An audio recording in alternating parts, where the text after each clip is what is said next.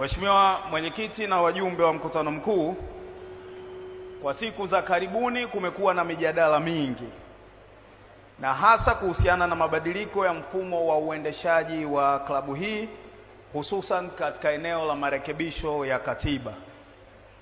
Nimesimama mbele yenu leo nikiwa naibu waziri mwenye dhamana ya michezo, na naomba nisisitize ya kwamba serikali haijawahi na wala haitaanza leo kulazimisha klabu yoyote nchini kukamilisha mabadiliko ya mfumo wa uendeshaji bila uamuzi wa wanachama wenyewe.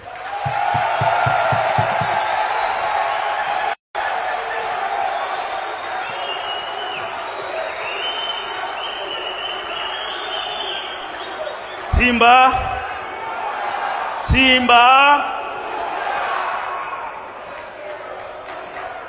mchakato huu ni wenu, ni uamuzi wa wanachama, na kama wanachama mtakubaliana kuendelea kutathmini upya au kubadili mwelekeo, basi huo utakuwa ni uamuzi ambao serikali itauheshimu. Jukumu la serikali katika jambo hili ni kuhakikisha kwamba mchakato wote mnaoamua kuutekeleza unazingatia matakwa ya sheria za nchi na kanuni zinazosimamia mchezo huu pendwa hapa nchini. Mheshimiwa Mwenyekiti na wajumbe, serikali ina jukumu la kuhakikisha kuwa katiba mtakayopitisha, moja, inalinda maslahi ya wanachama kama wamiliki halali wa klabu; mbili, inaheshimu na kulinda maslahi ya wawekezaji waliopo na watakaokuja; tatu, inakidhi matakwa ya sheria, kanuni na taratibu zote zinazohusika katika mchakato wa uendeshaji wa klabu za michezo, ikiwamo za Baraza la Michezo, za RITA, za Mamlaka ya Ushindani Tanzania FCC, pamoja na mamlaka nyingine za serikali. Simba. Lakini pia jukumu lingine la serikali ni kwamba itaweka utaratibu utakaohakikisha uwazi, uwajibikaji na utawala bora ndani ya vilabu vyenu. Ndugu Mwenyekiti, naomba nitumie fursa hii kusema kwa uwazi, serikali haijatoa na haitatoa maelekezo ya kumdhuru mtu yoyote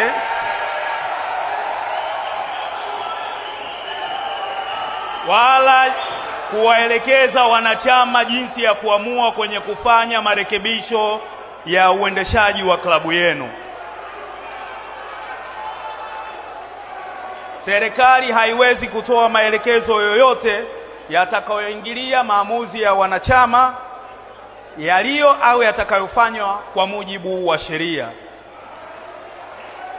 Lengo la serikali ni kuhakikisha mjadala wa maamuzi ya leo hayapotezi mwelekeo kutokana na hisia, bali yanaongozwa na busara, sheria, maslahi mapana ya klabu na mustakabali wa maendeleo ya michezo nchini. Mheshimiwa Mwenyekiti na wajumbe, Simba Sports Club ni taasisi kubwa yenye historia, yenye mamilioni ya washabiki na yenye mchango mkubwa katika uchumi na tasnia ya michezo nchini.